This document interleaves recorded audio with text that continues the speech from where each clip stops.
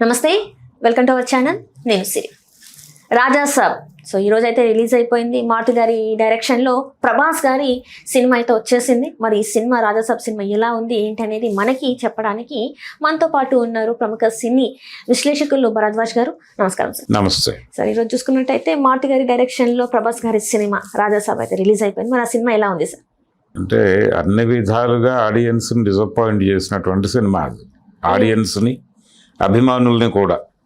ఆయన ఈ సినిమాకు సంబంధించిన ప్రీ రిలీజ్ ఈవెంట్లో తన ఇంటి అడ్రస్ చెప్పాడు. చెప్పడంతో పాటు వేదిక మీద విపరీతంగా ఎమోషన్కి గురై కన్నీరు పెట్టుకున్నటువంటి సందర్భం. ఆ రోజున ఎందుకు ఆయన కన్నీరు పెట్టుకున్నారు అనేది ఎవరికీ అర్థం కాలేదు. ప్రభాస్ గారు వెళ్ళి ఓదార్చాడు, ఆయన కావలించుకుని. మరీ అంత ఎమోషనల్ కాకు అని చెప్పారు అందరూ. సరే, దాంతో జనాలందరూ ఏదో ఉండబోతోంది సినిమాలో అనేది ఫిక్స్ అయి వెళ్ళారు థియేటర్లకి. వెళ్ళిన తర్వాత నిజానికి టైటిల్ దగ్గర నుంచి చెప్పుకోవాలి. ఈ సినిమా గురించి మాట్లాడాలంటే రాజా సాబ్ అనేటువంటి టైటిల్ ఎందుకు పెట్టారో ఆ సినిమాలో ఏమాత్రము జస్టిఫికేషన్ లేదు. అంటే రాజా సాబ్ అనేటువంటి క్యారెక్టర్ ఒకటి ఉండేది, లేదు ఆ క్యారెక్టర్ రెఫరెన్స్లో ఈ క్యారెక్టర్ వచ్చింది అనైనా అనుకున్నారు జనాలు, కానీ అది కూడా దానికి సంబంధించిన ఏ రెఫరెన్సు లేదు. అలాగే ప్రభాస్ ఓల్డ్ గెటప్లో కొన్ని వీడియోస్, కొన్ని ఫోటోలు సర్క్యులేట్ అయినాయి. దానికోసం భూతద్దాలు పెట్టుకుని జనాలు థియేటర్లో వెతికినప్పటికీ తెర మీద అది కనిపించలేదు. 3 గంటల పైన ఉంది సినిమా. ఈ 3 గంటల సినిమాలో ఆ క్యారెక్టర్ ఎందుకు ఇంట్రడ్యూస్ చేయలేదు, అసలు ఆ క్యారెక్టర్ గురించినటువంటి భ్రమలు ఎందుకు కల్పించారు మీరు అనేది జనాలు బయటకు వచ్చిన తర్వాత మారుతి చెప్పిన అడ్రస్ గురించి వెతుక్కునేటువంటి పరిస్థితి. అలా అదొక డిసప్పాయింట్మెంట్. అంటే రాజాసాబ్ అనగానే ఏదో పెద్ద గ్లోరీ చరిత్ర ఉంటుంది. ఆ చరిత్రలో ఆయనకి వెన్నుపోటు పొడిచినటువంటి ఒక విలను ఈ జనరేషన్లో ఎలా అతన్ని కంట్రోల్లోకి తీసుకుంటాడు, ఎలా పగ తీర్చుకుంటాడు, ఇలా రకరకాల కథనాలు ఎవరికి వారు అల్లుకున్నారు. తీరా సినిమాలో ఆ తరహా ఇదే లేదు, డ్రైవ్ లేదు. అలాగే ఇందులో కీలకమైనటువంటి వ్యవహారం, ప్రభాస్ని ఇంతకు ముందు ప్రజలు ఎలా చూస్తున్నారంటే, బాహుబలికి ముందు ఆయన సరదాగా లైవ్లీగా ఉండేవాడు.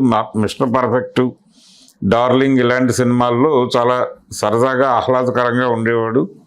అలాంటి ఆహ్లాదకరమైనటువంటి ఎంటర్టైనింగ్ హీరోయిజం కనిపింపజేసినటువంటి ప్రభాస్ని సినిమాలో మళ్ళీ చూపించబోతున్నాను అని చెప్పాడు. అది కూడా లేదు. ఒక షాట్లో ఆయన లుంగి కట్టుకుంటాడు అంతే తప్ప సినిమాలో ఆ తరహా ప్రభాస్ కనిపించడానికి ప్రభాస్ ప్రయత్నం చేశాడు, కానీ అక్కడ సీన్స్ అలా సన్నివేశ కల్పన కోఆపరేట్ చేయలేదు ఆయనకి.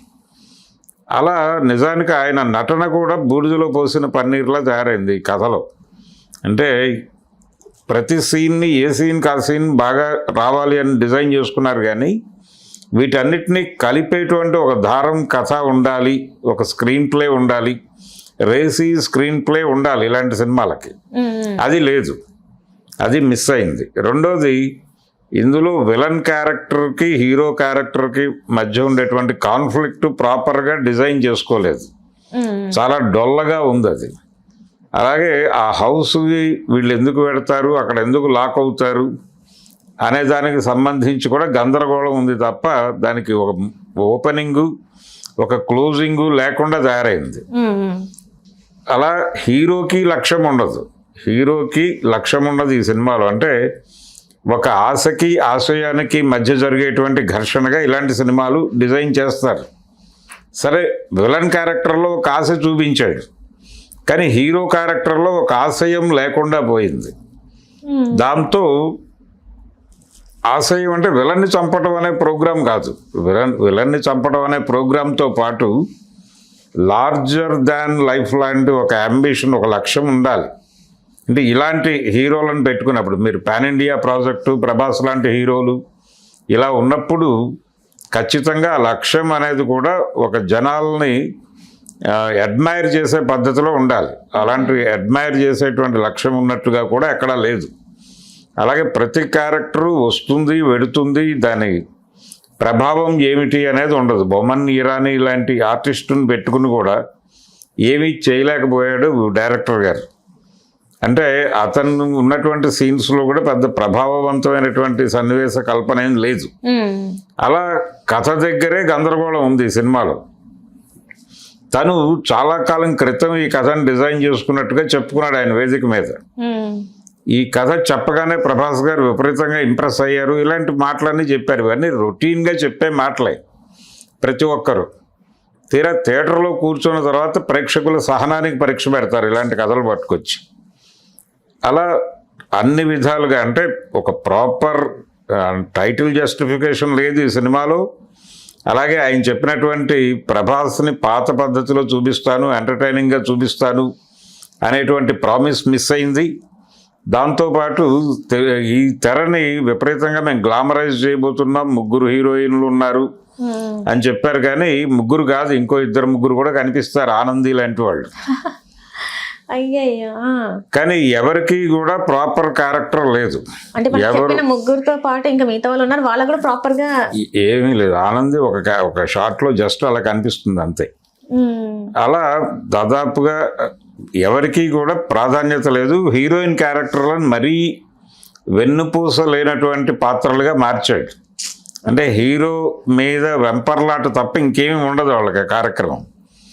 అలాంటి ఒక దారుణమైనటువంటి డిజైన్, అంటే రొడ్డకొట్టుడు డిజైన్ అంటారు దీన్ని. పురాతన కాలంలో చూసి చూసి జనాలకు విసుగొచ్చేసినటువంటి డిజైనింగ్ అది.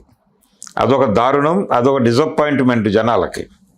అలా గ్లామర్ పరంగా సినిమా ఆకట్టుకున్నది లేదు. తర్వాత హారర్ కామెడీ అన్నాడు ఆయన. అవును సార్.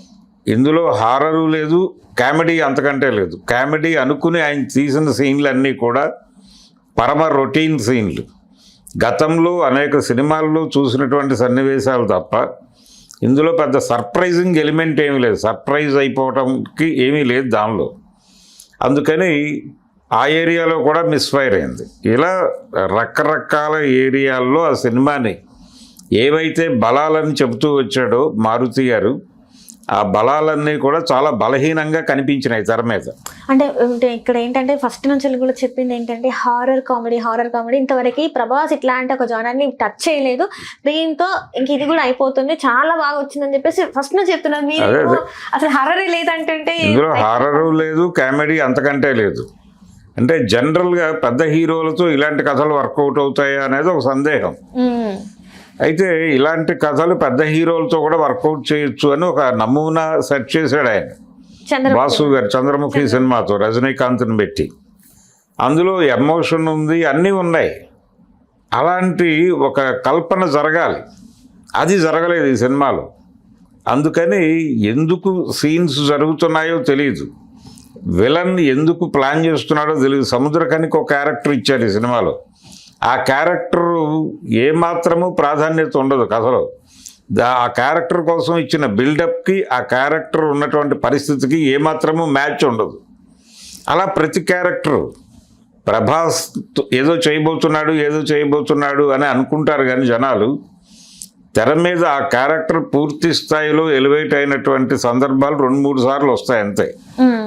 ఆ 2-3 సీన్ల కోసం 3 గంటల పాటు ప్రేక్షకుల సహనాన్ని పరీక్షించడం అనేది కష్టం.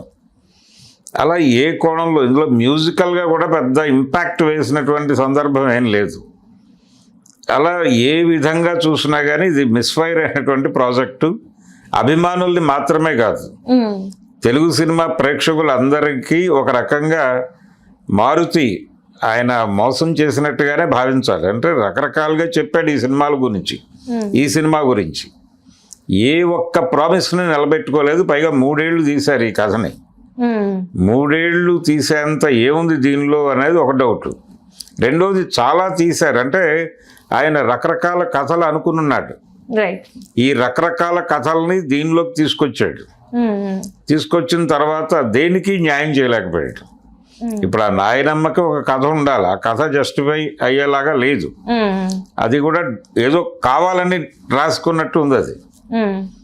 ఆ నాయనమ్మకి ప్రాపర్ క్యారెక్టర్ లేదు, ఈ రాజాసాబ్ అనేటువంటి క్యారెక్టర్కి ఒక బ్యాకింగ్ లేదు. అసలు ఆ పేరు ఎందుకు ఎమర్జ్ అయింది అనటానికి ఒక జస్టిఫికేషన్ లేదు సినిమాలో. ఆ సంస్థానం అన్నారు. అది నిజానికి అదేదో పెద్ద సామ్రాజ్యం లెవెల్లో బిల్డప్ ఇచ్చారు, కానీ ఏమీ లేదు అక్కడ. ఒక చిన్న ఇది జమీందారీ అన్న పద్ధతిలో ఎస్టాబ్లిష్ అవుతుంది. ఆవిడకి ఆ విలన్ ఎలా కనెక్ట్ అయ్యాడు అనేది ఒక గందరగోళం. ఈ నాయనమ్మ క్యారెక్టర్కి విలన్ క్యారెక్టర్కి మధ్యలో ఉన్నటువంటి అసలు వాళ్ళ మధ్య అనుసంధానం ఎలా అయింది అనేది ఒక గందరగోళం. రెండోది ఆ క్యారెక్టర్ని, నాయనమ్మ క్యారెక్టరు జరీనా గారు చేసినటువంటి క్యారెక్టర్ని దాని ప్రొజెక్షన్ మొదలుపెట్టినప్పుడు చాలా హై స్కేల్లో ఉంటుంది, కానీ అది నెమ్మదిగా అంటే శివగామి రేంజ్ క్యారెక్టర్ లాగా మొదలవుతుంది. అది మొదలయ్యి చాలా డొల్లగా ముగుస్తుంది. ఇలాంటి గందరగోళాలు సినిమా నిండా ప్రతి క్యారెక్టర్లోనూ ప్రతి సన్నివేశంలోనూ కనిపించినాయి. అందుకని ప్రేక్షకులకి బయటకు వచ్చిన తర్వాత ఏమిటి సినిమాలో మనం ఏం చూసాం, ఏమి అంటే సర్ప్రైజింగ్ ఎలిమెంట్స్ ఏమున్నాయి అనేది. విలన్కి ఒక ఆశ ఉంటుంది, ఏ సినిమాలోనైనా ఉంటుంది. హీరో గారికి ఒక ఆశయం ఉంటుంది, ఆ ఆశయంతో ఆ ఆశని బద్దలు కొట్టి విలన్ని దోషిగా నిరూపిస్తాడు జనం ముందు.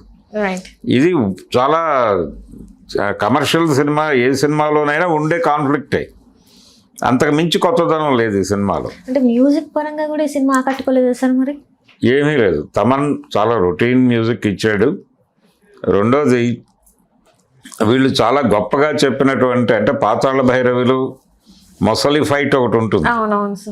ఆ రేంజ్లో మేము ఈ సినిమాలో ప్రభాస్ని చూపించబోతున్నామని చెప్పారు, కానీ నిజానికి ఆ సీన్ కూడా చాలా పేలవంగానే నడిచింది. అంటే విఎఫ్ఎక్స్కి సంబంధించి గందరగోళం. అది కూడా పెద్దగా జనాలను థ్రిల్ చేసినటువంటి వ్యవహారం కాదు. జనాలు ఏ సీన్కి థ్రిల్ ఫీల్ అవ్వలేదు. అయితే ఒక సీన్ మాత్రం అంటే ఈ భూత వైద్యుడికి అంటే భూతం క్యారెక్టర్ ఎవరు సంజయ్ దత్ చేసింది, ఆ క్యారెక్టర్కి హిప్నోసిస్ కూడా తెలిస్తే ఎలాంటి ప్రమాదాలు సంభవిస్తాయి అనేది ఈ సినిమాలో కీలకంగా ఉండబోతోందని చెప్పారు ముందు వాళ్ళు. నిజంగానే అది మంచి స్క్రిప్ట్ రాసుకోవడానికి ఐడియా. హిప్నోసిస్ కూడా తెలిసినటువంటి ఒక భూత వైద్యుడు అనేటువంటి క్యారెక్టర్ మీద అద్భుతమైనటువంటి కామెడీని జనరేట్ చేయడానికి స్కోప్ ఉంది, కానీ దాన్ని కూడా సరిగా వినియోగించుకోలేదు. గందరగోళంగా నడిచింది సినిమా. చాలా విషయాలు మాట్లాడాలనుకుని చాలా ఎలిమెంట్స్ తీసుకుని బూడిదలో పోసినటువంటి పన్నీర్ లాగా తయారు చేశారు ఆ సినిమాని. ప్రేక్షకుల రెస్పాన్స్ కూడా అలాగే ఉంది. ఆడియన్స్ అంటే బయటకు వచ్చి మాట్లాడినటువంటి ఏ ప్రేక్షకుడు కూడా ఇది సంతృప్తి కలిగించిన సినిమా అనే మాట చెప్పలేదు. ఓవరాల్గా మీరు ఈ సినిమాకి 5 స్టార్స్ అనుకుంటే ఎన్ని స్టార్స్ ఇస్తారు సార్? ఈ సినిమాకి 2 కంటే ఎక్కువ ఇవ్వటం కష్టం. ఎందుకంటే ఇందులో ప్రభాస్ కష్టం కనిపించింది. ఇంకొంతమంది ఆర్టిస్టులు ఈ సినిమా కోసం సీరియస్గా పనిచేయాలి అనుకుని చేశారు. టెక్నికల్గా కూడా కెమెరా డిపార్ట్మెంట్ కొంత హార్డ్ వర్కే చేసింది. అంతవరకు అంటే ఆ 2 కూడా వాళ్ళకి ఇవ్వాలి. అంతకు మించి డైరెక్టర్ ఫెయిల్యూర్, స్క్రిప్ట్ ఫెయిల్యూర్, ఇవన్నీ సినిమాని ఇబ్బందికి గురి చేశారు. రెండోది రాంగ్ ప్రామిసెస్ చేశారు. ఈ సినిమాకి మళ్ళీ సీక్వెల్ ఉంటుందని చెప్పాడు ఆయన. ఈ సినిమాకి సీక్వెల్ ఉండబోతోంది అని చెప్పేసి చివరిలో అంటే బయటకు రాబోతున్న ప్రేక్షకులను కూడా భయపెట్టాడు ఆయన. అది ఇబ్బందికరం. అలా రాజాసాబ్ అనేది సంక్రాంతికి ఓపెనర్గా రిలీజ్ అయిన సినిమా. సంక్రాంతి సెలబ్రేషన్స్కి ఓపెనింగ్ ఈ సినిమాతో గ్రాండ్గా చేయబోతున్నాం, పాన్ ఇండియా ఓపెనింగ్ అని చెప్పారు. ఈ పాన్ ఇండియా ఓపెనింగ్ అనేది చాలా నిరుత్సాహంగాను ఏమాత్రము బాక్సాఫీస్ దగ్గర జోష్ కనిపించినటువంటి పరిస్థితి. ఈరోజు ఓపెనింగ్ డే హైదరాబాద్ లాంటి చోట కూడా చాలా స్క్రీన్స్లో మెజారిటీ సీట్లు ఖాళీగా ఉండటం అనేది బుక్ మై షోలో చూస్తే అర్థమైపోతుంది. కాబట్టి జనాల్ని ఆకట్టుకోని ప్రభాస్ ప్రాజెక్ట్స్ ఉన్నాయి. ఇంతకుముందు కూడా రాధేశ్యామ్ అనేటువంటి ఒక సినిమా చేశాడు ఆయన రాధాకృష్ణ డైరెక్షన్లో. అది కూడా ఏదో పెద్ద బీభత్సమైనటువంటి జనాలని సర్ప్రైజ్ చేసే సినిమా అన్నట్టుగా చెప్పారు. తీరా లోపలికి వెళ్తే అది హస్త సాముద్రికుడి కథ. అది లోపలికి వెళ్ళిన జనాలు అంటే కథ విన్నప్పుడు వీళ్ళు థ్రిల్ అయి ఉంటారు, కానీ ఆ కథ చూసినప్పుడు ఆడియన్స్లో ఆ థ్రిల్ కనిపించలేదు. అందుకని అది కూడా డిజాస్టర్ అయింది ఆ రోజున. అలాగే ఆయన చేసినటువంటి పౌరాణిక సినిమా ఆదిపురుష్ కూడా అలాగే డిసప్పాయింట్ చేసింది. ఎందుకు ప్రభాస్ రిపీటెడ్గా ఇలాంటి డిసప్పాయింట్మెంట్లలోకి జనాలను తీసుకెళ్తున్నాడు? ఆయనకి హ్యూజ్ ఫ్యాన్ బేస్ ఉంది. అంత ఫ్యాన్ బేస్ ఉన్నటువంటి హీరో ఇలా డిసప్పాయింట్ చేసుకుంటూ పెడితే ఎలాగా అనేది ప్రశ్న. అంటే కల్కి ఇంకా సలార్ సినిమాలో బాగానే ఆడాయి కదా సార్. కల్కి సలార్ ఆడినాయి అంటే పర్వాలేదు, అవి కూడా బాహుబలి రేంజ్కి వెళ్ళాల, 1000 కోట్ల క్లబ్లోకి చేరే ఎంతవరకే. ఈ సినిమా కూడా 1000 కోట్ల క్లబ్లోకి చేరుతుందని చెప్పారు కానీ ఆ పరిస్థితి కనిపించట్లేదు బాక్స్ ఆఫీస్ దగ్గర. అందుకని ఇది ఒక రకంగా డిజాస్టర్ సినిమాగానే చెప్పుకోవాలి రాజాసాబ్. మొత్తానికి సంక్రాంతి స్టార్ట్అప్ బాగాలేదు అంటారు. Right sir, right sir, right. Thank you so much sir. Thank you. Hello, Telugu రాజ్యం ఛానల్ చూస్తున్నారా? సామాజిక, రాజకీయ, జీవన చిత్రణే తెలుగు రాజ్యం. అతిశయోక్తులు, అసత్యాలు ఉండవు. రాజకీయ కోణం కాదు, ప్రజా కోణమే కొలబద్ద. తెలుగు రాజ్యం వీక్షణ మీ ఉత్తమ అభిరుచికి నిదర్శనం.